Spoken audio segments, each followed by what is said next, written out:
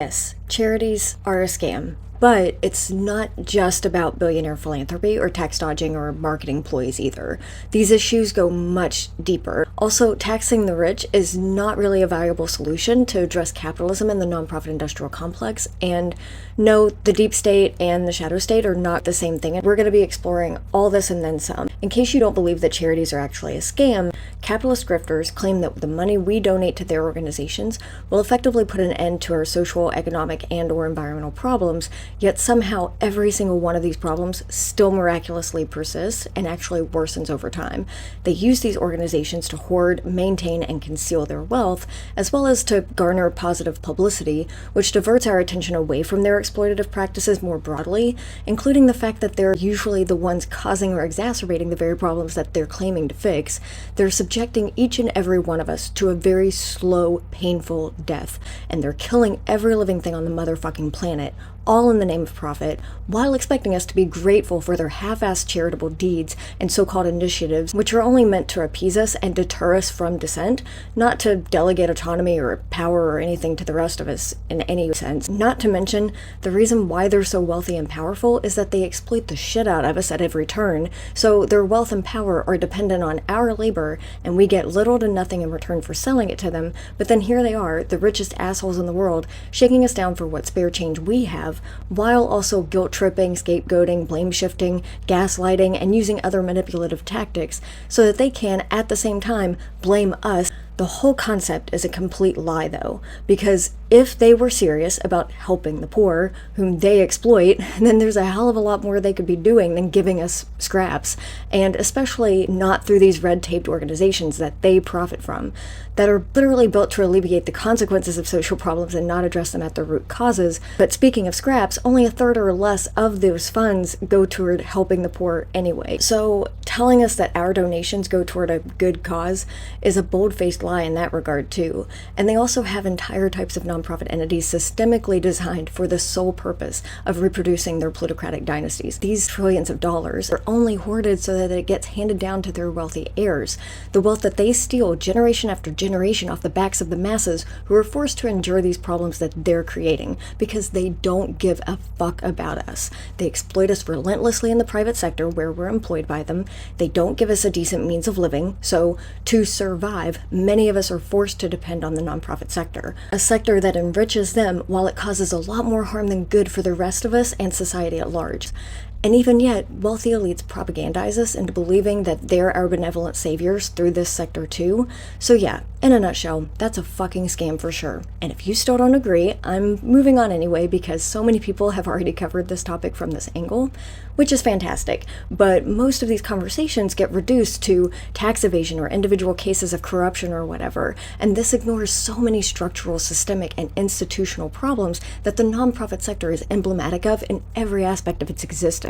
We're becoming more impoverished, and we are dying as a direct result of all of these systems in place, the nonprofit sector included, because of the role it plays in upholding all of these systems. We're going to dive much deeper into the interconnected web that links the wealthy plutocrats to the nonprofit industrial complex, largely through systems that are operating in the shadows and right under our noses. You'll also often hear a lot of these issues framed as loopholes, but this is super misleading. These so-called loopholes are the rule, not the exception. They're part of the deliberate design of all these systems and always have been. A loophole is an ambiguity or inadequacy in the law or a set of rules.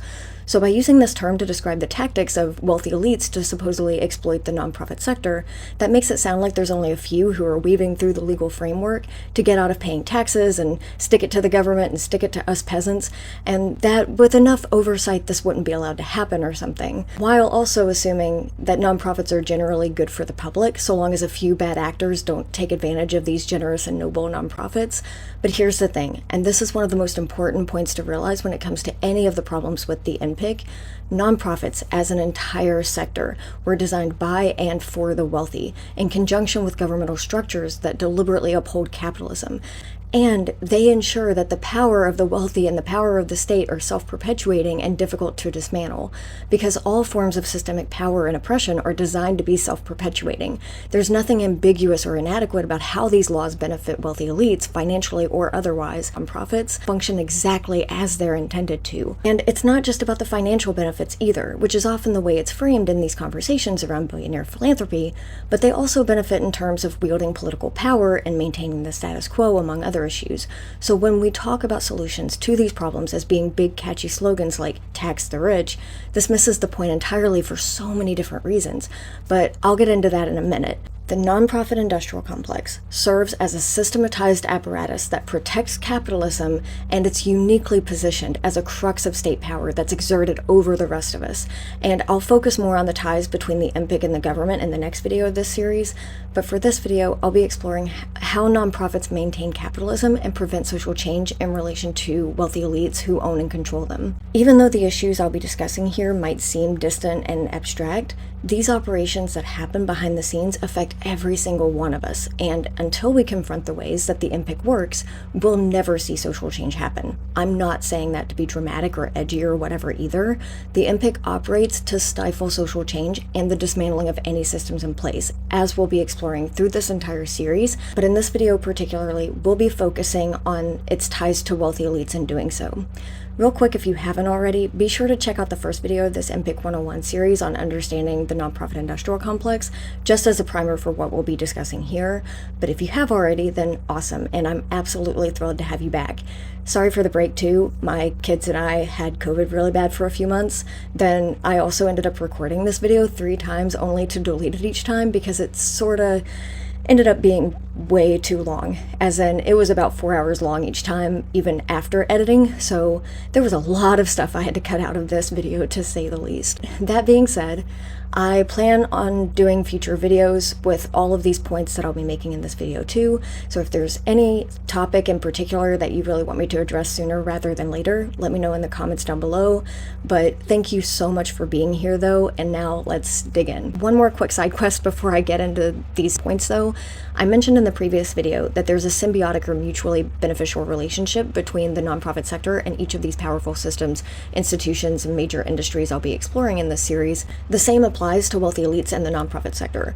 It's not hard for us to imagine the wealthy exploiting any system at their disposal, let alone nonprofits, but it's not always as obvious as to why the nonprofit sector might benefit from voluntarily associating with wealthy elites too.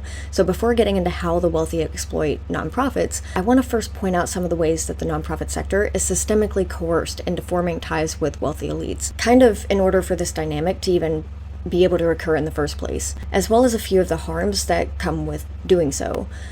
I also want to point this out because I know so many people are probably really skeptical of the points I'm making, and I can't say I blame you, but I also say this to drive home that this isn't just a few nonprofits, because it's structural and ingrained in the sector as a whole. I feel like I can't say that enough, but nonprofits are systematically designed to be reliant on the support of wealthy elites just to survive as organizations. And yes, all nonprofits are ultimately controlled and influenced by wealthy elites in some capacity or another, directly or indirectly, because wealthy elites not only built the sector to serve themselves, they continue to construct the laws and other legal requirements that all nonprofits are required to abide by on an ongoing basis per their registered status. With that being said, I've narrowed most of these systemic motives or forms of coercion down to 3 main ones.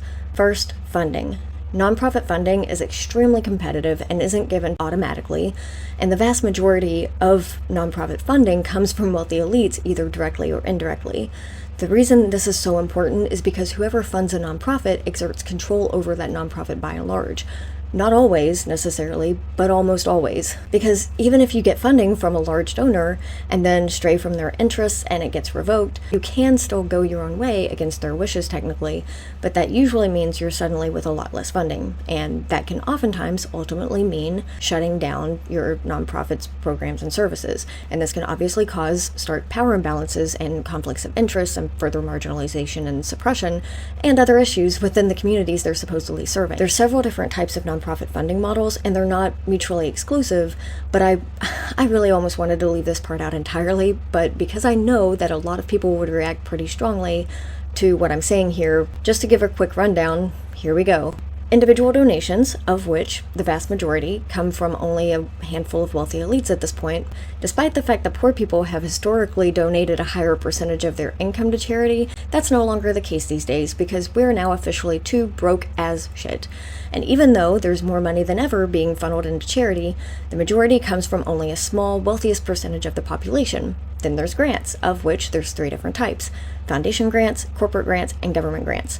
Somewhat obviously, both foundation and corporate grants, by and large, are given to nonprofits at the whim of the wealthy elites who design and distribute them. In other words, they'll give you the money if your interests align with theirs and if you comply with their demands that are stipulated in the grants. And if the nonprofit doesn't comply with the requirements outlined by the grant makers, they lose their funding. Pure and simple. And that puts the organization at risk of going under and puts a lot of people's lives and well-being at risk too, all of whom are basically held hostage by this plutocratic funding scheme. But even grants that come from the government are still controlled by wealthy elites, in large part because of the influence that wealthy elites have in our government and in shaping policies that still directly control those grants. Then there's membership fees or dues, which are mostly popular with types of nonprofits that cater to predominantly wealthy clientele like social clubs and trade associations. Or if they are a nonprofit that operates more in the interests of the working class, then they're basically charging working class people for something they should more than likely already have innate and free access to, but are receiving from said nonprofit for a fee instead, which brings me to fees for services, or basically when the government offers funding for the services that nonprofits perform. I mentioned in the last video, nonprofits are always formed to alleviate problems that the government causes itself or chooses to willfully neglect, and then nonprofits have to struggle to compete viciously for what scraps of funding they can get by said government too, in order to do very little in response to those problems comparatively speaking. For example, Biden had announced that $145 million would go toward reentry and rehabilitation programs for prisoners, like job training, instruction, and so on. Meaning, a lot of this money is going toward nonprofits, NGOs, governmental and or private sector programs and services geared toward prisoners who are trying to re-enter society.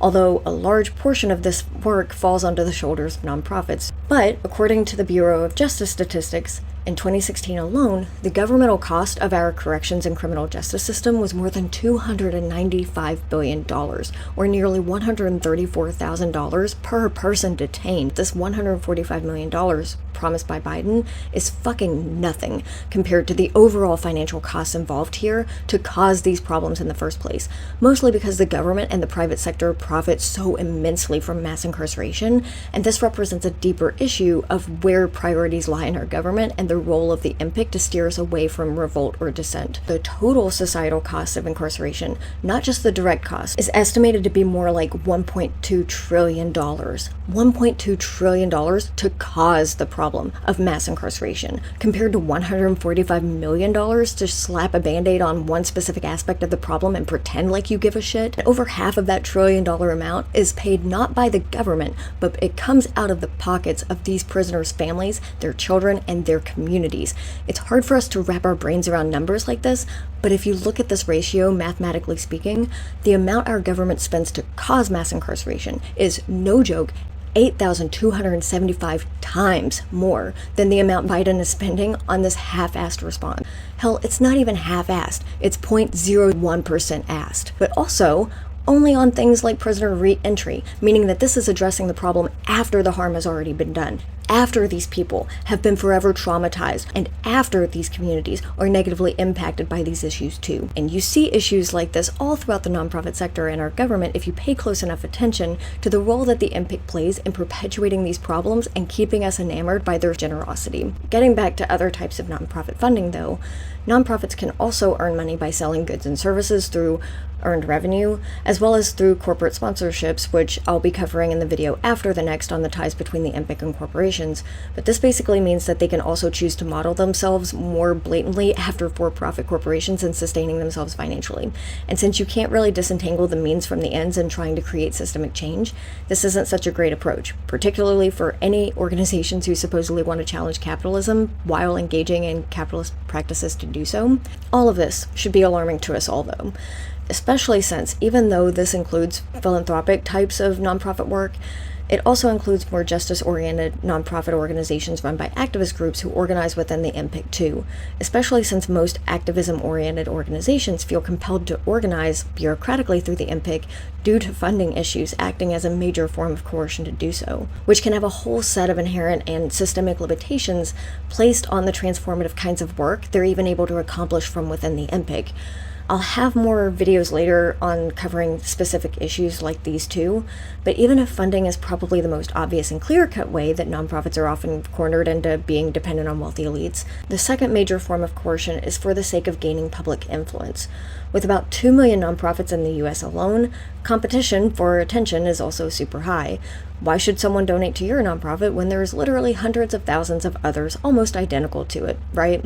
So not so surprisingly, nonprofits who are publicly endorsed by wealthy elites or any affiliated groups with them or other powerful figures like politicians and so on, they'll often receive more donations, recruit more volunteers, and get other forms of support much more easily as a result of their endorsement. Usually anyway, so long as it doesn't backfire if that, person or organization doesn't receive any kind of scrutiny or something. But it also usually lends them more credibility compared to the super small grassroots nonprofits no one's heard of and who can barely keep their own website up and running, Or similarly, compared to the more radical nonprofits who come off as super radioactive and toxic for anyone to be associated with since they're seen as being too political or too radical. But if they do get endorsed by someone with enough clout, it also opens them up to bigger social networks and elitist circles that helps their organization expand exponentially. And sure, the benefits are obvious from a strictly business-like and market-based type of approach, if expansion and perpetual existence are the main goals of the organization, as it very oftentimes is. This, of course, opens the floodgates for wealthy elites to exert more power and control over these nonprofits too, of course. It also elevates the voices of the rich people who are lending their nonprofit more clout, as well as reinforces systemic power imbalances, and in a lot of cases, this level of influence is one of the major avenues in which wealthy elites may co-opt the organization's work, and thereby whatever cause goes alongside their mission, which gets effectively neutralized as far as public grassroots mobilization is concerned more often than not. There are almost always inherently conflicts of interest that occur all the time in this regard too. Wealthy elites who serve nonprofits are wealthy because they have for-profit ventures that can't be completely disentangled from their associations with nonprofits, because most of the things wealthy elites do are to increase their profits and their bottom line by and large. For example, when you have landlords and real estate agents and even entire organizations they belong to who are devoted to influencing public policy in favor of deregulating the housing market, and may even be one of the biggest, most influential lobbying groups in the country, and are also ones that are directly responsible for playing a huge role in the housing bubble crisis of the Great Recession, who then turn around and promote homelessness housing programs that are ineffective at best, but initiatives that still make themselves look good nonetheless, when caught with scrutiny for their for-profit priorities anyway. Or when you have executive chairs of environmental justice and protection foundations who, at the same time, have tons of other conflicts of interest with fossil fuel companies and these types of environmental protection and advocacy organizations, or the founders of multiple pharmaceutical companies who engage in public health initiatives through foundations, while also being scrutinized for hiking up the prices of life-saving drugs for AIDS and cancer by over 5,000% among other issues. These aren't exceptions to the rule. These are the rule, because again, nonprofits were designed by and for wealthy elites, and if nonprofits can benefit from getting some high-profile individual, company, or organization on board with their mission, most nonprofits feel compelled to do so, if nothing else for the naive hopes that this is what's seen as best for the people they serve, and as a decision that can keep the organization afloat for as long as possible and as successfully as possible. Now, I will say this dynamic is changing a bit, thankfully, particularly with more people being more critical of nonprofits as well as capitalism in general, but there's still a long way to go before most people are fed up enough to criticize the existence of the npic more directly, as well as how the government and capitalism operate at their core too. Anyway, however, it's also worth noting that none of these forms of coercion are mutually exclusive. Influence can be bought by providing funding, but influence can also be exercised over an organization through providing free labor or pro bono services for an organization too, of which organizations are oftentimes all too eager to accept. And this brings me to the third form of coercion, which is expertise, or the idea that wealthy elites can bring innovation to the sector. Now, first and foremost, I just want to point out the obvious here. Wealth does not make you an expert in any sense. In addition to these dumbasses being lifted onto a pedestal by their most devout fans drinking the false consciousness Kool-Aid, though, nonprofits may also rely on the supposed expertise of wealthy elites regarding their experience in the for-profit private sector or in other aspects that benefit nonprofits in the same ways, since wealthy elites have a lot to benefit by helping out nonprofits, often for free, as in the roles they serve as board members, consultants, or other professional connections to the organizations. They'll often give nonprofits help in areas like marketing, sales, PR, financial management, networking, event planning, or a number of other terms that just reek of the same practices as for-profit enterprises, which is often super appealing to them because they otherwise may not be able to afford it, again, due to competitive and scarce resources. And a lot of these things are necessary for the organization to operate at the most basic level due to the way they're set up bureaucratically, so they'll see it as worth sacrificing some control and autonomy over to the wealthy elites who now gain more control over them from inside their own organization very directly. Not only does this mean that nonprofits are operating structurally in pretty much almost the exact same way most corporations do, which again, like I briefly discussed in my last video, it's pretty slimy considering the way that nonprofits basically professionalize and bureaucratize suffering and major crises. But on top of that, at the end of the day, as evidenced by these systemic forms of coercion and by the several points I'm about to get into next, nonprofits largely benefit the wealthy significantly more than they benefit the people they're supposed to serve. At the very least, they serve a major role in appeasing us just enough to not dissent when we're on the receiving end, because it's usually in our best interest to take what we can get if our survival is at stake. But in terms of creating new systems and addressing these issues more directly, particularly for those of us who want to see change happen outside the system, since many of us believe that change is extremely unlikely or maybe even impossible to happen from within these systems like capitalism or within the confines of the state, most of us absolutely feel that we can't look to the nonprofit sector for help given its role in society, because the npic is inherently part of these major systems that cause us to suffer in the first place. And they play a key role in stifling the possibility for transformative change to happen in so many ways. And despite maybe a few exceptions here and there who do more transformative work, nonprofits still are ultimately controlled to some degree by the requirements placed on them per their status. And so even the most radical leftist nonprofits with most radical missions will still be controlled legally and be rendered more vulnerable to co-optation and dissent otherwise, even if they opt out of some of the problematic aspects they have slightly more control over. And I will say, some of these aspects are actually being addressed by an increasing number of organizations too, like refusing financial contributions from corporations or making the conscious decision to steer clear of grants altogether, and putting in a concerted effort to receive funding solely from members of the communities who benefit from their services, which each of these approaches are definitely becoming more common, as well as other options such as funding platforms like Patreon and others to better be able to support the work of people operating both within and outside of the nonprofit industrial complex, such as myself, wink wink. But I will be addressing this specific set of issues and other alternative approaches more in future videos. Now that I've elaborated a bit on how and why nonprofits are systemically coerced into being overly reliant and complicit in the interests of wealthy elites, let's finally start getting into the ways that they maintain their plutocracy and how they use the nonprofit sector to counter dissent and prevent social change in general. Starting with the painfully obvious, wealthy elites often use the nonprofit industrial complex as a means to increase, conceal, and hoard their own personal wealth. Billionaire foundations like yours are essentially one big tax dodge. I'm not going to spend a whole lot of time focused on this part of the video actually, because so many people already cover these issues. However, I kind of want to do a future video on MMT, or modern monetary theory, because you hear a lot of statistics like, for every dollar that a billionaire donates, 74 cents of that dollar comes from the rest of us.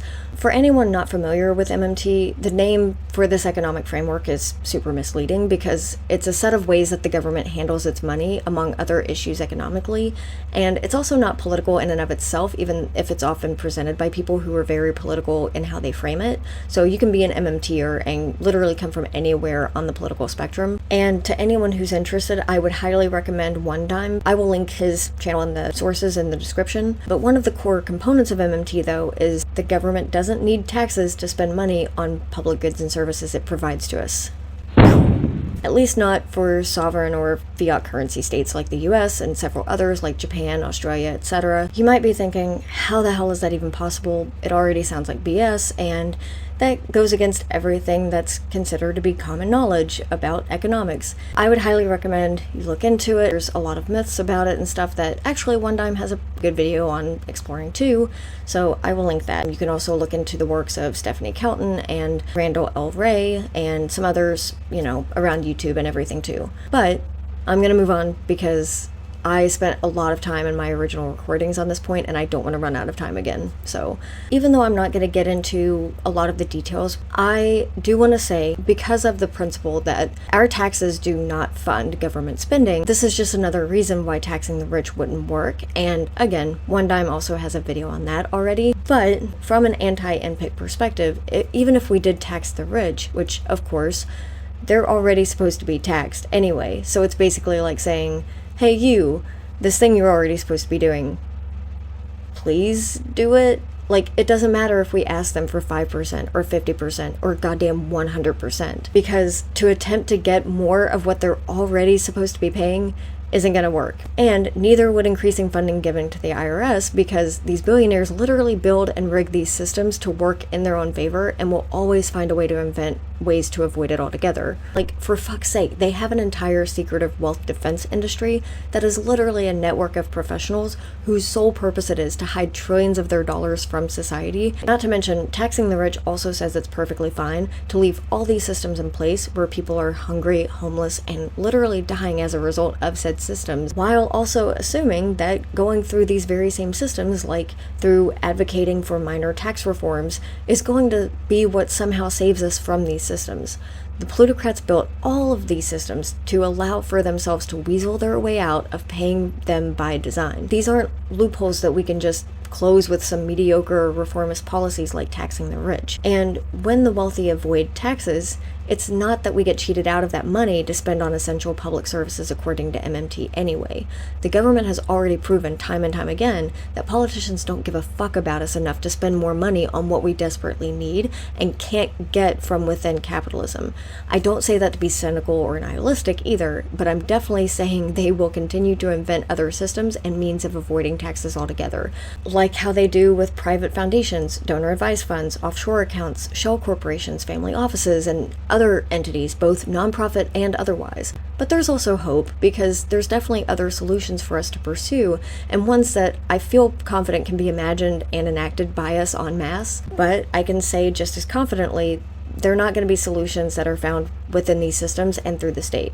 We have to challenge them from outside the system that they control, and it's only when direct action has been built outside of the state, historically speaking, that any kind of revolutionary change has ever happened. But I feel like this is also one of the reasons why analyzing and better understanding the npic is so important, because we also have to be keenly aware of the risks of co-optation and so many other problems that can stop a revolution from happening before it can even gain traction. There's also so many lessons we need to learn about from the history of the nonprofit sector too, but more on this later in the series. When plutocrats avoid paying taxes, it's more so that they're morally and legally being positioned above the law through their lack of legal obligations that the rest of us are coerced into abiding by, and that they also profit from all the same. Because even if taxes aren't used to fund government spending, and since the government spends what it wants to, and regardless of taxation, many MMTers still see a benefit in taxing the rich, but not for the sake of funding.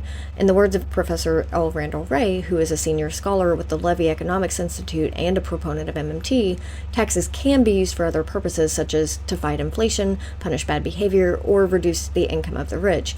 But taxes are not for revenue. So we could totally tax the rich from a moral or ethical standpoint, sure, if we think that's something that's worth it at the end of the day. But it wouldn't make a difference in financing the solutions to major societal and global crises that are the reasons as to why nonprofits exist in the first place.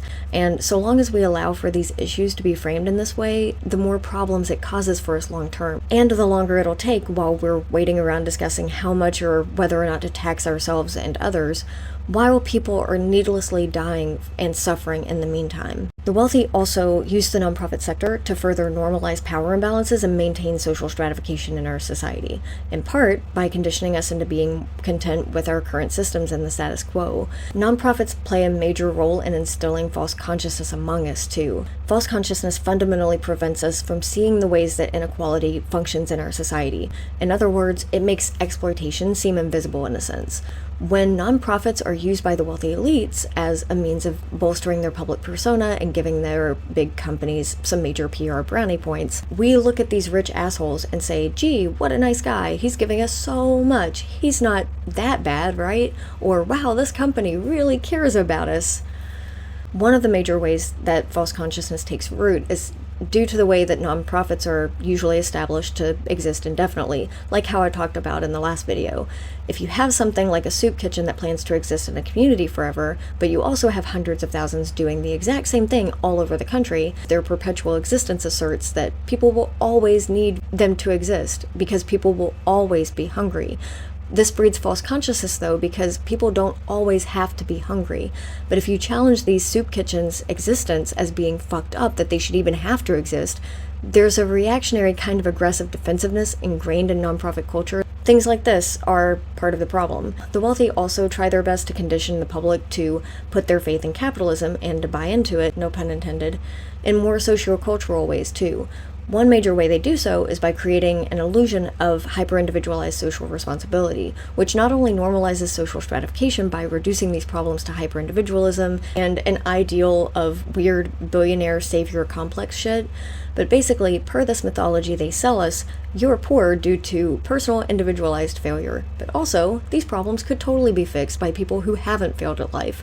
Obviously, because look at them, they're rich, right? And then, those who haven't failed or whatever, we see them as being so damn generous, and they're the ones who can supposedly then help save these poor bastards who are walking failures, who apparently have failed so miserably at life, per this logic, simply on the basis that we're not rolling in it. But their goal is to ubiquitously uphold the legitimacy of capitalism, the government, and the nonprofit industrial complex. Partially through the myth of meritocracy kind of logic they feed us, as in the whole bootstraps mythology that anyone can succeed, and that we all just suck at doing so, I guess. As well as hierarchy more generally, which is a term that neatly sums up any and all systems of oppression with an emphasis on the fact that they inherently coexist together intersectionally. I swear, that word is so much more convenient than spewing out a strand of phrases like capitalist, patriarchal, white supremacist, cissexist, heterosexist, ableist, Christian, hegemonic, etc. systems of oppression. Instead, if you hear me use the word hierarchy, it means all that shit and then some. But anywho, they have an entire set of tactics at their disposal to condition us and normalize class inequality, such as philanthropic PR or philanthropy washing, strategic giving, public-private partnerships, ties to the media industrial complex, including but not limited to our films, TV shows, music, news sources, and so on, or philanthropic lobbying to influence media narratives through think tanks and other forms of organized advocacy to shape public opinion, among so many other ways they go about inserting themselves into the media spotlight that propagandizes us into falling for their benevolent personas and capitalist ideals. Not to mention the other ways I mentioned earlier with how they coerce nonprofits into being dependent on them in the first place. But the npic and wealthy elites have also constructed these systems and ideals that have now seeped so deep into our consciousness that it skews our ability to even envision the realms of possibility for transformative change to take root in our society, because they've hijacked so many concepts that are innately a part of our human nature. Some of the best inherent tendencies of human beings are sometimes even hard to imagine existing without these artificial structures that work inside capitalism and are controlled by the state, to the degree that certain principles and concepts have been almost completely co-opted by the nonprofit sector, if not at the very least strongly influenced by its role in our society. Like, for example, the word community.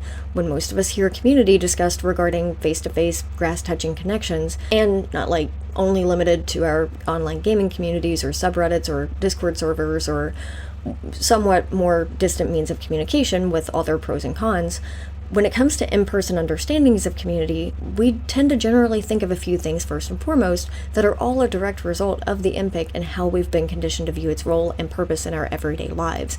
Like how one of the first things to come to mind or to be suggested to us is volunteering, which is a concept that's predominantly co-opted by nonprofits too. Volunteering is literally just freely offering something to others, plain and simple, but in most contexts today, we think of it in a very narrowly defined way that only exists within a nonprofit framework, like volunteering with a bureaucratically structured organization that designates a specific target group for you to help through very specified means, or take other interpretations of community too, like many people think of going to church or participating in a religious congregation when they think of community, which is also a type of nonprofit. We may think of support groups or local events, but anything of the sort is still usually facilitated either by nonprofits or on a nonprofit organization's property, if not through some form of government. And granted, not all types of communities are necessarily automatically assumed to be related to nonprofits, of course, especially with more recent mainstreaming of, things like mutual aid as just one example, which I'll be exploring more in future videos too. But for many people, I'd say it's still pretty common for these issues to just be a few of the first examples of community that come to mind. But this is problematic because nonprofits structurally are extremely hierarchical and anti-democratic with built-in power imbalances, such as us helping them mentalities, or the fact that positions in leadership structures are extremely bureaucratized and professionalized. And the higher the ladder reaches, the more distanced it becomes from the people that are served by them. The systemic co-optation of community means that we don't see each other within a community under these terms as being equals. Instead, community as a concept is redefined through the npic by measures of statuses, job titles, and other heavily bureaucratized and colonized terms, just as how capitalist dynamics of employer versus employee dynamics and hierarchies also socialize us to feel like our worth is more defined by where we rank within these systems and enterprises rather than our inherent value as human beings. It intentionally is designed to not let us see each other as equals because of the power imbalances involved that become so normalized to us. But the normalization of the actions of wealthy elites that are seen as socially acceptable or even worthy of high praise reinforces the notion that capitalism and government and the nonprofit industrial complex are legitimate and justifiable structures. And if we come to view these systems as just normal and how it probably has to be inevitably, then that kills any kind of revolutionary dissent against these systems before it can even manifest. Also, I'd be quick to point out that a lot of people are too scared to talk about these criticisms publicly because, if you say anything bad about these systems, then you're seen as that asshole hating on nonprofits, among other things. But by socializing us into seeing no real value and even potential harm as they'd have us believe, and challenging or dismantling these very systems, or preventing the need for them to exist altogether, rather, we wouldn't need these systems if our basic needs were met. Or for that matter, weren't actively prevented by being met by these plutocrats. They don't want us to thrive on our own because how does that benefit them? And they use nonprofits to convince us that they give a fuck when they sure as hell don't. And they do everything in their power to get us to put our trust in them and in these systems that will fuck us over until we're squeezed for everything they can extract from us. And what could convince us to trust them more than the apparent generosity and exhibitionist altruism of systems like the npic? Wealthy elites also will influence public narrative and discourse through both the npic and the media industrial complex as well. I'll have an entire video dedicated to media and nonprofit issues a few videos later into this series too. One key strategy the rich will deploy is establishing and funding think tanks, policy institutes, and other research-based organizations. This might sound like legitimate contributions to science or public policy or whatever on the surface, but these entities almost always are controlled by wealthy elites, of course, and they produce research, reports, and policy recommendations that align with their own interests and promote narratives, oftentimes on the basis of no factual evidence and just straight up false claims. Several years ago, Jane Mayer, journalist and author of the book Dark Money, The Hidden History of the Billionaires Behind the Rise of the Radical Right, she explored these issues in depth and went through crazy journalistic lengths to obtain all the information she did. Here's a brief clip of her describing this phenomenon too. What you have to understand is the Kochs have built kind of an assembly line to manufacture political change, and it includes think tanks which produce papers. It includes advocacy groups that advocate for policies, and it includes giving money to candidates. And you put those three together, and they've pushed against doing anything about climate change on all those three fronts at once. So you get papers that look like they're real scientific opinions doubting that climate change is real. You get advocacy groups saying we can't afford to do anything about it. And you get candidates who have to sign a pledge that their largest political group is Americans for Prosperity. They have a pledge that says that if you want to get money from this group, from their donors, you have to sign a pledge saying that if elected, you will do nothing about climate change that requires spending any money on the problem.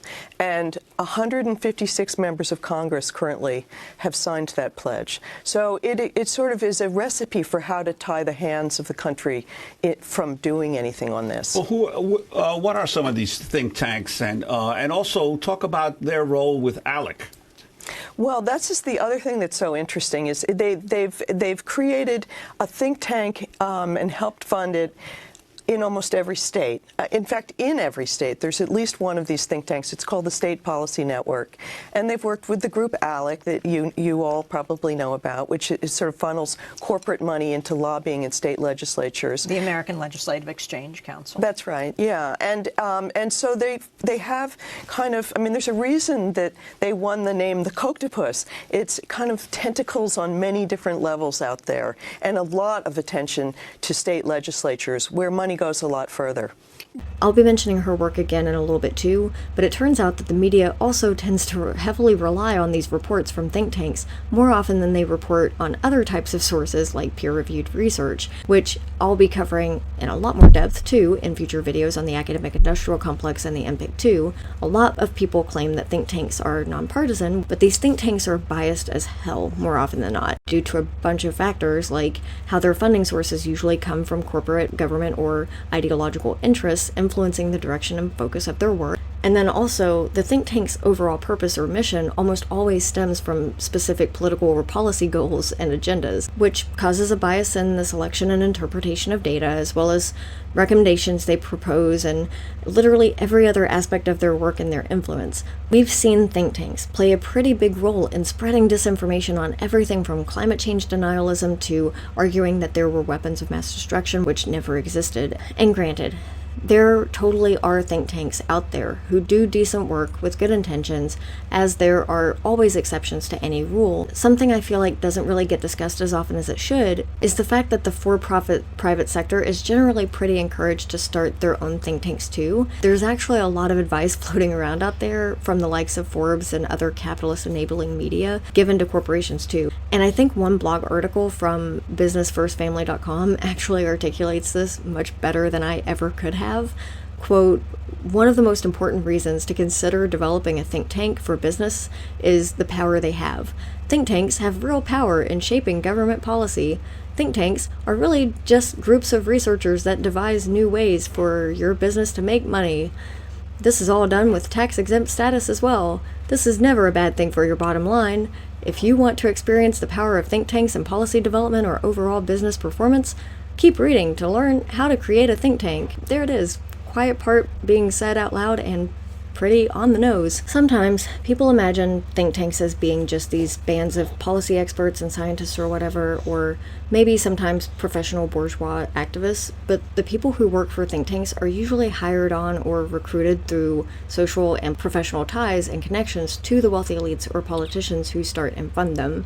And this brings me to a revolving door phenomenon we see a lot in our political, nonprofit, and corporate landscape, where you'll often have lobbyists who then run for office or work in government otherwise, or you'll have politicians who become lobbyists, or you'll have capitalists who work for or run corporations and then get into lobbying and politics, and oftentimes back to the private sector once they've helped pass legislation that can help their bottom line, like deregulation policies and so on.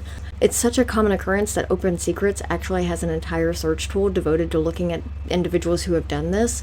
I recommend checking it out. That shit's crazy. I've spent hours on that tool just digging through different people in kind of a weird way that almost feels borderline creepy. I'll be talking about that more in a minute. The consequences of these types of organizations to be able to run rampant, while also being driven by profit motives of the wealthy elites who control them, have wreaked havoc on our society and our planet in so many ways, from deliberately contributing to climate change denial beliefs in the case of the Heartland Institute, among many other organizations, to tobacco industry influence from the Tobacco Institute and other nonprofits causing serious smoking-related health concerns globally, to so many of the ways that the Heritage Foundation, consistently one of the most influential think tanks in the world too, has played an integral part in passing numerous laws and engaging in legislative activity on behalf of right-wing ideology. And this is only a few examples, But some of the real long-term harms of these organizations are outlined by a couple of books I want to mention. First, the aforementioned Jane Mayer book. Koch actually ran for Congress, is that right, in 1980? He actually ran to become Vice President of the United States. He ran in 1980 on the Libertarian ticket, and they were so far right, they were running against Ronald Reagan because they thought he was too liberal. And so at that time, you have they really defined the furthest fringe in America, and even conservatives denounced their views. What interested me as a question, as a reporter, was how did this group, these two brothers and the others around them, get from the furthest fringe to the center of gravity in the Republican Party?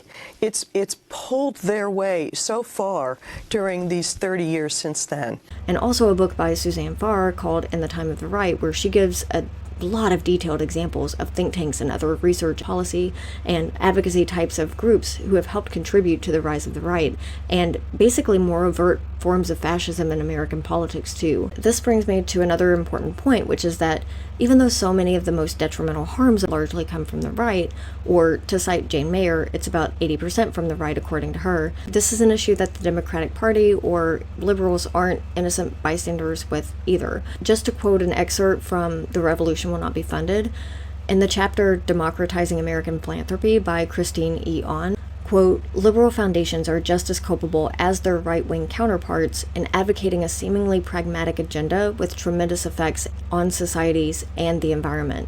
In just 50 years, the Green Revolution increased food production substantially, but it also permanently transformed agriculture and destroyed the livelihoods of millions of farmers and villages that had been in existence for hundreds of years. Although the stated intention of the officers, trustees, and scientists of the Rockefeller Foundation was to solve the seemingly intractable problem of global hunger, investigative journalist Mark Dowry presents a parallel story of elites that were just as motivated to curb population growth in the global south and stave off radical communist insurgency. Dowry writes, throughout the region, the Rockefeller family's massive investments made these communities vulnerable to the kind of instability that results from a hungry populace.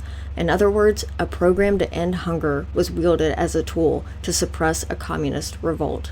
The activities of so many of these nonprofit groups, like these think tanks, policy advocacy organizations, and so on, have directly contributed to the rise of authoritarian fascism in general. I don't throw that word around lightly. In terms of how these organizations can control the public narrative even further, they also work more directly with the media industrial complex beyond writing papers cited by journalists in order to push narratives, spew false claims and disinformation, gaslight the public, or even resort to slightly less sinister journalistic coverage of hyper-individualistic, respectable, and depoliticized representations of nonprofits doing great work. But, like I said, whole other video on the media industrial complex later, so for now, I'll just briefly mention that nearly all mainstream media outlets are owned by only a few corporate monopolies, and most of those same media companies have direct ties and sponsorship deals and so on with nonprofit organizations, whether they're foundations, charities, think tanks, policy groups, or what have you, which is why the stories that rarely focus on the nonprofit sector in the news tend to focus exclusively on praising them with undying affection, or reducing the so-called scandals to merely a few corrupt individuals who don't represent the sector, even though, more often than not, they're ignoring the bigger picture altogether. Surprise, surprise.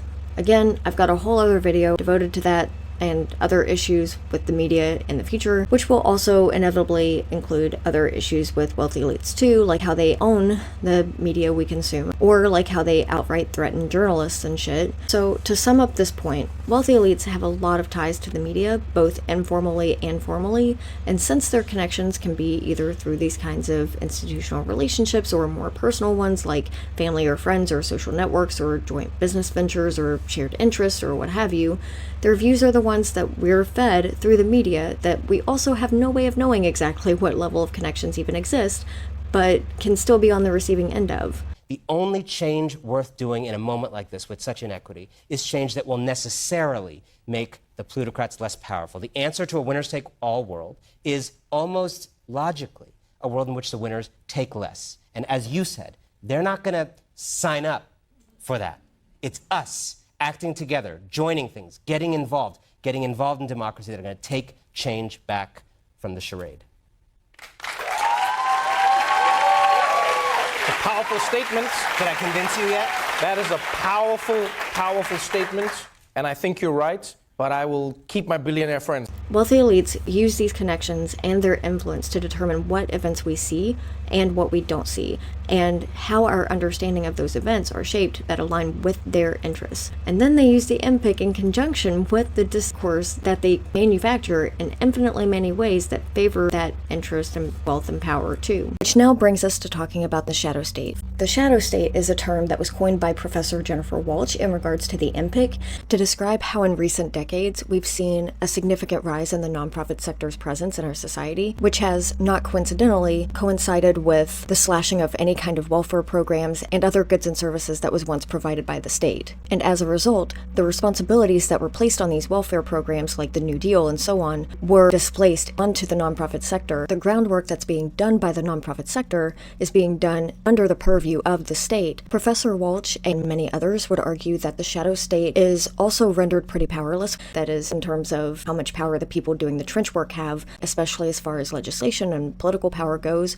because of the control that the state exerts over it. Even though the shadow state doesn't have as much legislative or political power, I would still very much argue that the shadow state is mostly still extremely powerful when it comes to soft power that is exerted over us in more indirect ways, but still at the hands of plutocrats and the state itself too, particularly when it comes to the very immediate and direct day-to-day contact that we have with it, which inevitably shapes our sociocultural and political views. Not to mention, given how large the workforce is in the nonprofit sector, and also how many people volunteer with the nonprofit sector as well, it's also extremely important to bear in mind that the kind of work, the kind of approaches we take towards social change transform us in the process, which also shapes any of the potential outcomes that come from said work. I'll be getting into a lot more depth with this in the future though. Plutocrats also exploit the npic even further by legislatively privatizing the goods and services provided by these public benefits and assistance programs that they've effectively detonated. And they transfer the burden of these services and goods needed by all of us onto the shoulders of the private corporate sector and the nonprofit sector. You know, the same nonprofit sector that's also intentionally designed to be overworked, overburdened, and underfunded, and the private corporate sector that is also just going to run us dry for profit. I mentioned previously that they'll use their political influence to slash welfare and public assistance programs while displaying their engagement with nonprofits to make themselves look caring and generous to the same public that they're denying their basic needs being met for. And also the nonprofit sector addresses these needs in a very sporadically dispersed way at best, geographically and demographically speaking too. Hell, if these problems were met for us, like housing, food insecurity, refuge from violence, and so on, then what kind of power would they be able to hold over us, right? And where's the profit in having our basic needs met and our survival guaranteed? The fact is that literally everything you have to pay for has been determined by someone at some point that it should be a commodity, and wealthy elites have used their influence to ensure that things that we need, like food, water, housing, infrastructure, electricity, and so on, to go about our daily lives in the most basic sense, are things that they control how much, why, what, where, and for whom they're bought and sold as commodities. This privatization of public goods and services through the nonprofit sector and the corporate sector has life or death consequences, and it reinforces wealth accumulation and consolidates power in the hands of a few, exacerbating social inequalities. It commodifies basic human needs and turns them into profit-driven enterprises that prioritize interests of the wealthy over the well-being of the general public. And this also ties into one of the major ways that the nonprofit sector acts as sort of a buffer between the public and the government, as a way of ensuring that the masses don't revolt. Because if we're not having our needs met by the government, which we're often told that's supposed to be one of its main purposes of existing, but we're also suffering at the hands of the government as well, to prevent a revolt is for something like the nonprofit sector to exist. It presents itself as being the generous providing sector to turn to when no one else will come to our rescue, or that we're forced to rely on if we're not able to pass the rigorous, scrupulous bullshit means testing methods set in place for determining whether or not we deserve to have food stamps or Medicaid or Section 8 housing or disability or what have you, through these super bureaucratic systems that can deny you for literally $1 worth of a gap between your income and the arbitrary guidelines laid out that have barely budged in decades and don't take into account today's actual cost of living, or Hell, these days, we're still forced to depend on nonprofits even when we have public benefits because it's never fucking enough to survive on. Rather than the nonprofit sector being our savior, it's just another arm of the government and wealthy interests further empowering and enriching themselves through the shadow state. By containing dissent within the boundaries set by the state and the capitalist system, the nonprofit industrial complex helps maintain the status quo and suppresses revolutionary movements that seek to fundamentally transform society, all while the public assistance programs we're told will support us if we need to rely on them are being stripped away from us by these very systems in place too. And also while we're being extracted beyond our limits for profit.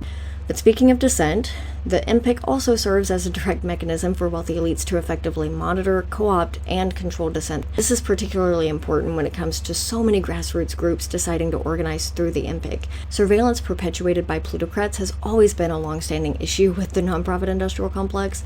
They built it, they fund it, they run it, so they also keep pretty close tabs on it. Even though the government is usually the most infamous and most often criticized source of surveillance issues, and rightfully so, the role of wealthy elites tied into this phenomenon can't be understated either. They actually work in tandem since wealthy elites own the means of production for the tech, military defense, and other industries tied to the big business of surveillance, and the government allows for laws around these issues to be shaped with wealthy elites and other powerful entities in mind. And of course, the government is what establishes and enforces our capitalist economic system that makes the rich and powerful so rich and powerful, in order for these systems of hegemonic power and control to be reproduced. There's a handful of concepts I want to talk about on this point, so let's start with surveillance and the monitoring piece. Of course, this list isn't exhaustive either, mostly for the sake of time. So first of all, let's start with the revolving door phenomenon, like I mentioned earlier.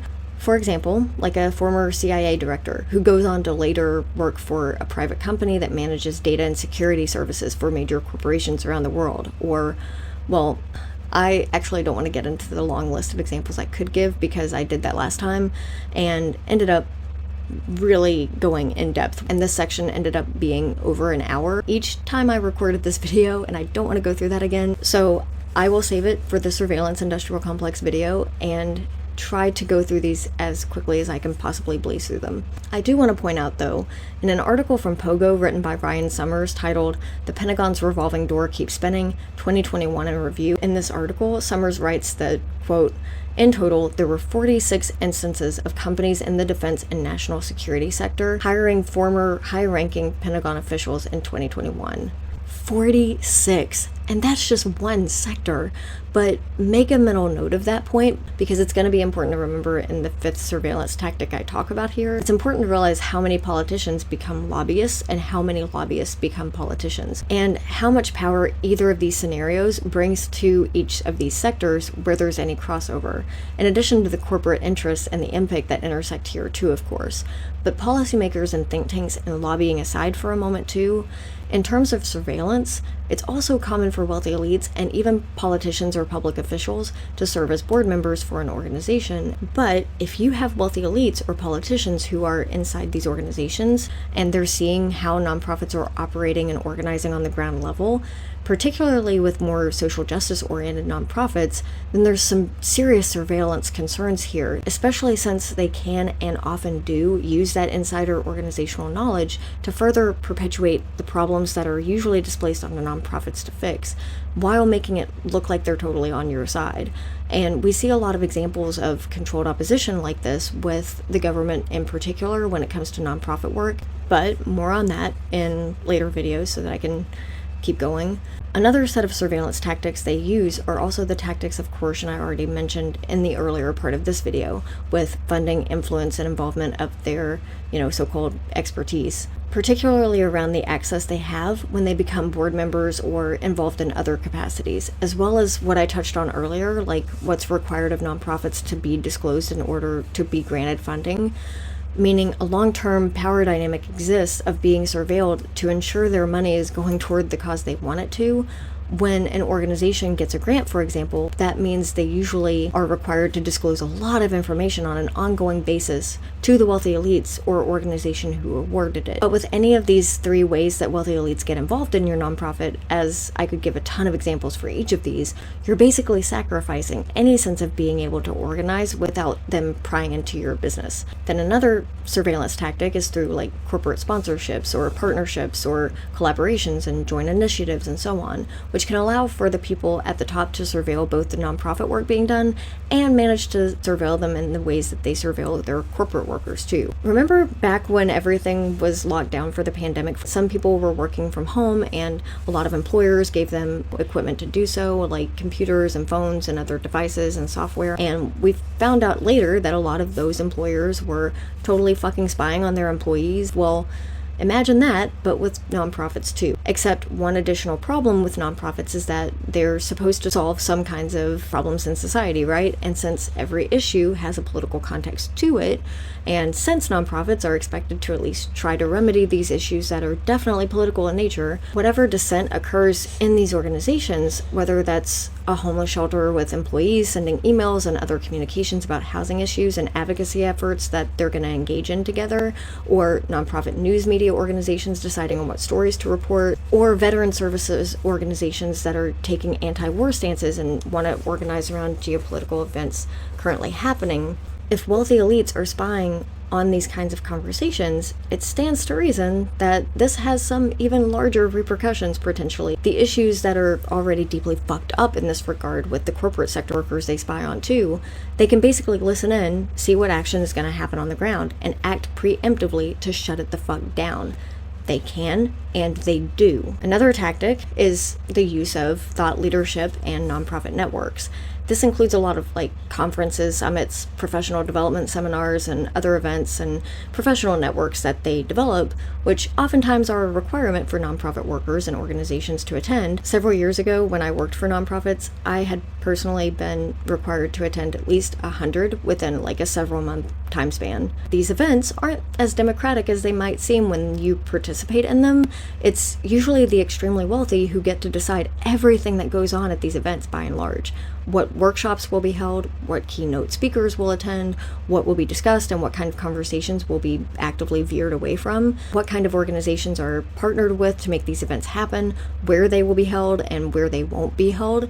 And every other decision falls into their hands. When you're at these events and whatnot, there's definitely an illusion of democratic voice and participation. Like all the exercises where you go do brainstorming sessions and breakout sessions and caucuses and whatever other arrangements of merging ideas amongst each other. The more you participate in them, the more you realize they all have the same structure and overall purpose. Flashback.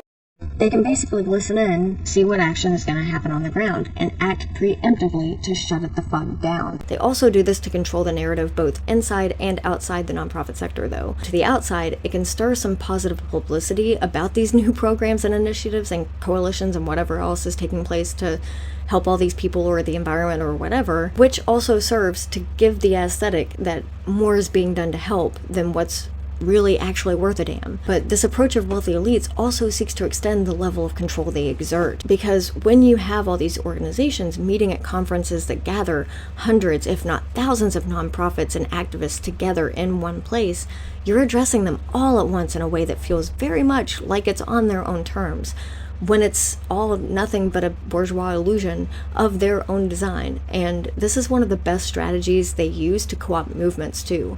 I'd say the short-lived trend of nonprofit discourse around decolonization is a pretty good example of this, and the movement is still alive outside of nonprofits, but within the nonprofit sector, where a lot of this work could have benefited so many lives from taking this shit seriously, nonprofits instead had a bunch of conferences around it, had their coffees and bagels, and talked civilly about how they could effectively get their nonprofit leaders to do better, and then it dissipated. They kept doing the same old shit, maybe with a few tweaks here and there, and the decolonization movement effectively became colonized and co-opted. I've got a lot of content on that later too though, so getting back to it for now. Even though these other points so far focus on wealthy elites involved with the nonprofit sector themselves, like directly, For this next tactic, they don't have to be in any official role tied to the npic necessarily for this one to happen. The best I could think of was just to refer to it as wealthy elites engaging in retaliative litigation, and in the process they collect info on the nonprofits and activists for litigation and other legal attacks. But also in saying that, I want to make it perfectly clear, even if this can happen to activists and whistleblowers and other actors outside of the npic, being part of a nonprofit does make you an easier target when you get on the bad side of these rich folks. This retaliative litigation can take several forms, like slap suits, defamation lawsuits, intellectual property claims. But in terms of litigation more generally that wealthy elites will deploy as a tactic, they do this to not only intimidate, censor, and silence activists and to burden them with the costs of legal bullshit involved that keeps them from doing their, organizational work, as well as controlling the public narrative or diverting attention or what have you in that sense too. They also engage in surveillance tactics prior to or during the process of litigation to gather evidence or gain leverage in other ways too, like identifying organizational vulnerabilities or other aspects of their movement that they can prey on. And there's several more specific tactics they use too, like monitoring and direct infiltration, which can mean planting people into organizations, for example. There's also covert recording and wiretapping, which isn't always legal, but they can oftentimes get away with it anyway, like they do with most crimes they commit. Metadata collection and digital surveillance, more legal types of discovery like document requests and such, targeted investigations, and the list goes on and on. This is just some of the more common tactics used. I fully realize to a lot of people that this sounds like conspiracy theory, but I'm going to highlight a few examples from a report titled Spooky Business Corporate Espionage Against Nonprofit Organizations. And in this report, there are literally dozens of examples of nonprofits targeted by wealthy elites. Just one example, in the case of Burger King and Diplomatic Tactical Services. Yes, you heard that right. Fucking Burger King. Burger King versus the Coalition of Immokalee Workers, or CIW for short. These were immigrant workers in Florida back in 2008 advocating for fair compensation to be given to low-wage tomato pickers, and as a part of their campaign, they criticized Burger King because they had refused to do so. So, what does Burger King do? They fucking hire Diplomatic Tactical Services to infiltrate and spy on them, which, in addition to thinking that that's absolutely fucking bonkers, you might be wondering, how did they go about that? Let me read you an excerpt from the report. One day, CIW organizer Mark Rodriguez took a call from Kara Schaffer, who claimed she was a student at Broward Community College. She wanted to volunteer for CIW, but Rodriguez became suspicious when Schaffer asked about an upcoming conference call. When Rodriguez Googled Schaffer, he found that she owns Diplomatic Tactical Services, a security and investigative firm that advertises its ability to place, quote, operatives in the ranks of target groups. Burger King has confirmed that it hired Diplomatic Tactical Services, quote, for years, end quote, and used it to obtain information about CIW's plans, and that, quote, John Chidsey, the chief executive of Burger King, knew about the use of Diplomatic Tactical Services, end quote.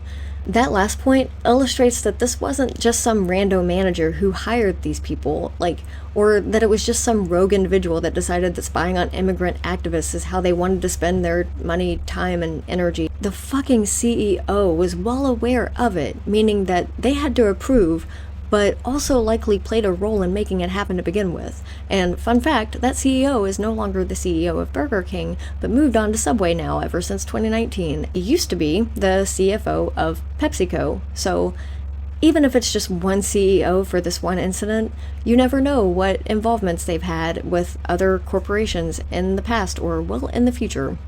Anywho, some other examples include, but aren't limited to, Walmart versus Up Against the Wall, where Walmart sent a wiretapped employee to spy on groups critical of Walmart's business practices, or like the case of Feld Entertainment versus PETA, PAWS, and other animal protection groups.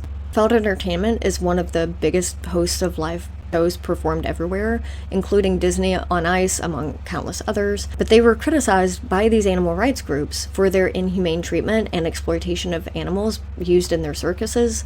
But when a lawsuit was filed by PETA, Feld Entertainment hired a former CIA deputy director named Claire E. George to surveil and disrupt PETA and these other groups that were criticizing them. All in all, they shelled out over $8.8 million and hired roughly 16 known undercover operatives, the ones that were known anyway, who not only spied on them and illegally recorded conversations with them, but they also obtained, thanks to Bank of America, per the report, quote, confidential credit card numbers, bank account numbers, personal medical information, confidential internal financial records, and personnel information. I'm not even going to go into depth with these other examples, but you get the picture.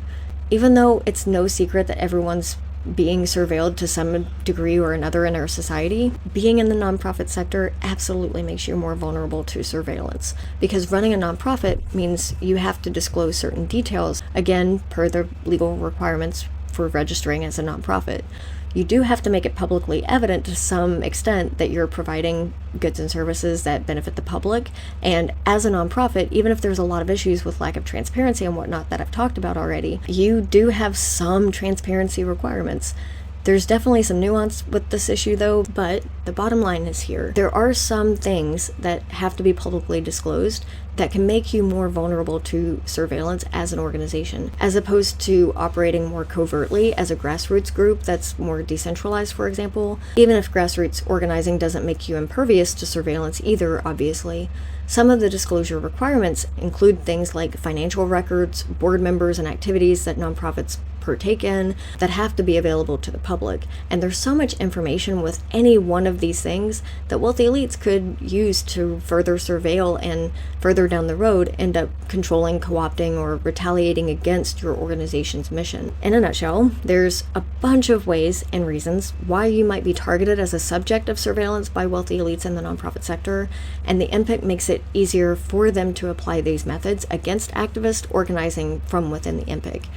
But once this kind of work and the workers themselves are monitored enough for the wealthy elites to have all the dirt and info that they want, they often can and do then use these tactics to co-opt and otherwise control the dissent of whoever has caught their attention. Co-optation is going to be a whole other subject for another time because it's so much to get into, and I've already spent so much time on this section alone. I feel like generally, once they've surveilled the activists and organizations, the possibilities are endless for how they can exert their own control over these groups. In addition to the wealthy controlling dissent, they use a lot of tactics to try to minimize the possibility of it happening at all too. The reason why billionaires will go out of their way to do shit like hiring PIs on journalists or buying entire media platforms and so on is because if they can stop these criticisms like these from happening in the first place at their source, this means they can prevent it from evolving and becoming a widespread threat to their power. And they actually use a lot of psychological warfare kinds of strategies to placate us and maintain social order too. For example, propaganda with the policy advocacy organizations and media outlets that I mentioned a bit about earlier. And of course, this isn't the only form of soft power they harness to maintain their own wealth and class status. They also systemically demoralize us at every turn, not just in the corporations where they exploit our labor and treat us like we're disposable, but also in the nonprofit organizations we work for, and also in the way that we're served by them. And we mischaracterize nonprofit work too as burnout, as if it's an individual level problem that's our own fault. But nonprofit work is deliberately meant to be demoralizing, and it depletes us of any motivation and energy and will to carry on with the work required of us to create any kind of meaningful change. And the brainwashing and demoralizing starts as early as they can possibly make it begin in our lives.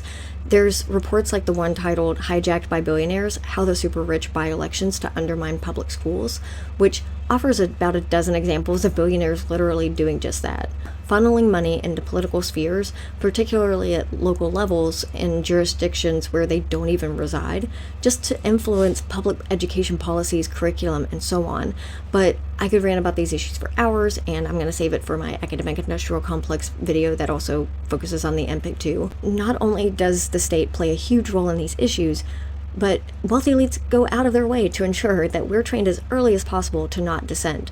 And not to mention any issue like this that is so ingrained in us from so early on in our lives, even the debates we have around it, it's still largely controlled by them. Take, for instance, articles like these that explain not only how billionaires shape the system, but also how they then invest in shaping the conversations around how they're shaping the system. Social stratification and marginalization of entire populations already prevents social justice movements of any kind, or any kind of revolution from occurring too. Their domination in society leaves the majority of us feeling demoralized, disillusioned, isolated, disposable, hopeless, and generally powerless. And if we abide by the systems in place, then yeah, obviously we're going to feel that way because that's how they want us to feel. That's how they want us to exist. And it's very rational for us to feel that way because it's deliberately built into the machinery that's crafted for themselves at the expense of us all.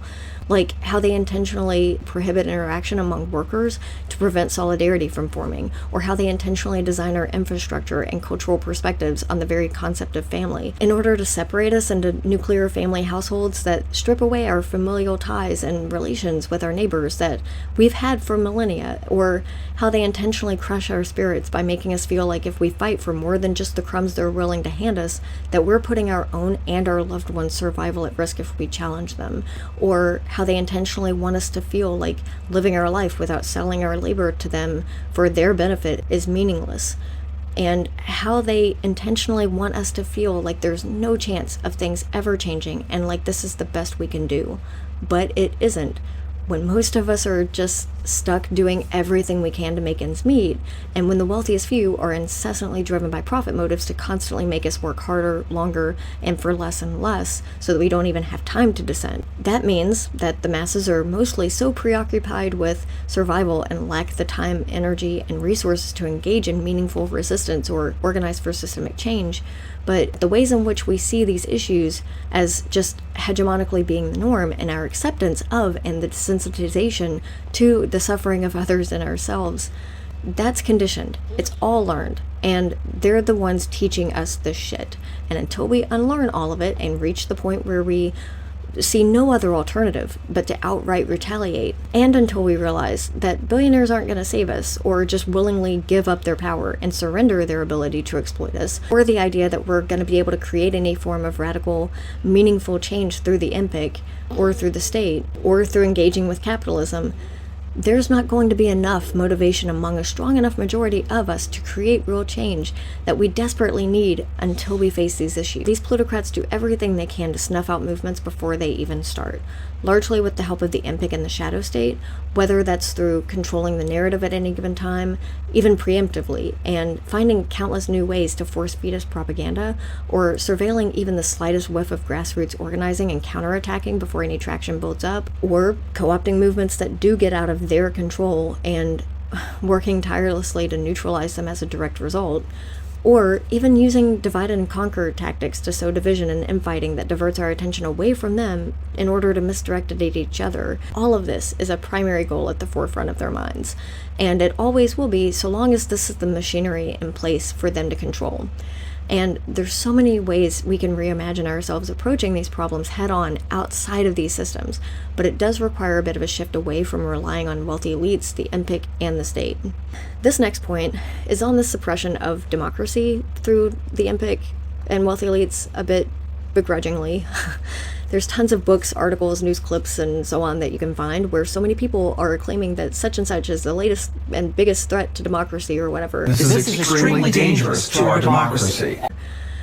Look, y'all, being multiracial, indigenous, and white passing, and also being disabled, and being a single mom living in destitute poverty, as in like a few $100s a month or less income, and even that's unstable, and living in Appalachia, among other parts of my own personal identity, I gotta say, it absolutely drives me nuts when I hear rhetoric around how badly our democracy is dying, or about whatever new threat to democracy that someone is going on about at any given moment. You've more than likely heard this kind of narrative a million times by now, and PBS even had an article not too long ago saying that like 2/3 of Americans believe that democracy is under threat. But what kills me is that real democracy has never existed here.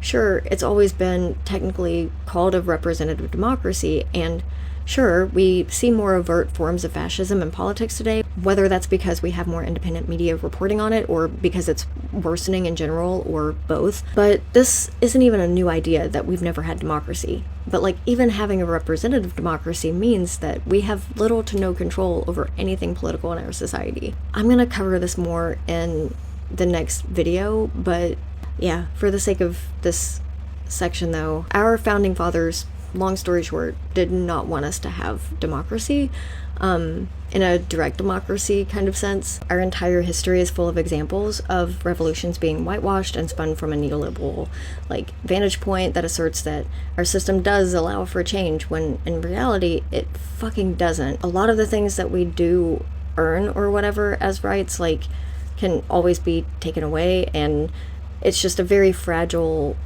system if you even want to say that it's democracy. But regardless of your own views on whether or not said democracy is dying or if it's ever existed or whatever, the plutocrats absolutely do their best to suppress democratic participation in numerous ways. In fact, you could tie pretty much any of these points I've made into this argument through this entire video, dominating, monopolizing, and influencing the media so that we don't actually have free press, controlling dissent and shaping our public narrative to propagandize us, or shaping our public policies that we have little to no influence in shaping ourselves. Or not to mention the fact that philanthropy itself is just rich people having a say in who gets helped and who doesn't, and in what ways specifically. All in their own terms, not ours. And then when we do dissent, when we do organize by and for ourselves collectively, they're backed up by the state to co-opt and control any form of dissent too. And the npic itself is also inherently anti-democratic in numerous other ways too. For example, the concentration of power that's essential to the way they're bureaucratically organized, or the lack of accountability and transparency that allows for corruption and conflict of interests and misuse of funds and little to no public scrutiny most of the time, again, which are legal structures set in place by both wealthy elites and the state. Not to mention the revolving door phenomenon I mentioned earlier is also completely antithetical to democratic ideals we like to imagine exist in America, because this means you have people influencing laws simply on the basis of who they know or how much social capital they have, or in other words, whoever their political buddies in office are who can pull the strings for them.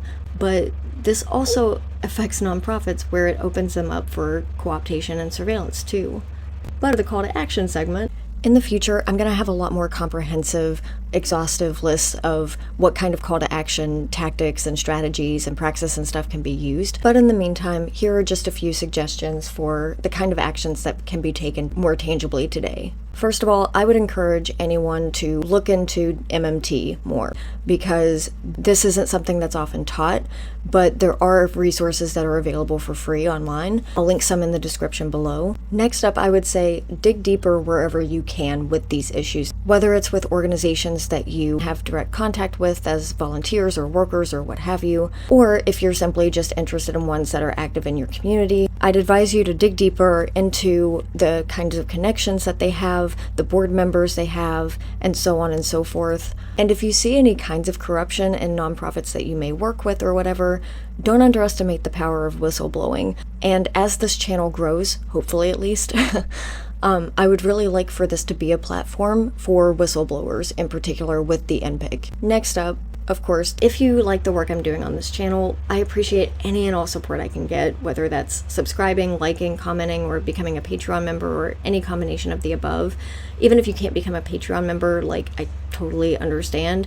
But anything like liking and subscribing, that kind of stuff does help with the algorithm and gets this, seen to more people and stuff. And as far as the Patreon stuff goes, it feels pretty scummy to have to ask for likes and subscribes, but especially money. But I do kind of need something to survive and to make this a feasible investment of the very limited time, energy, and other resources I have. Right now, I'm literally pulling all-nighters to be able to record these, which is why I'm not nearly as articulate in these videos as I'd like to be, and usually am when I'm actually awake. And I apologize for that for the time being.